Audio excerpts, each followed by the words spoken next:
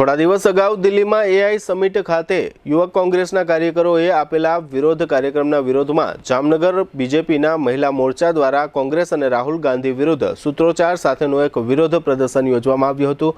જામનગરના પવનચક્કી વિસ્તારમાં ભારતીય જનતા પાર્ટીના મહિલા મોરચા દ્વારા આ સૂત્રોચ્ચાર કરવામાં આવ્યા હતા। આ કાર્યક્રમમાં પક્ષના મહિલા મોરચાના બહેનો મોટી સંખ્યામાં હાજર રહ્યા હતા અને કોંગ્રેસ તેમજ રાહુલ ગાંધીના વિરોધમાં નારાઓ લગાવવામાં આવ્યા હતા।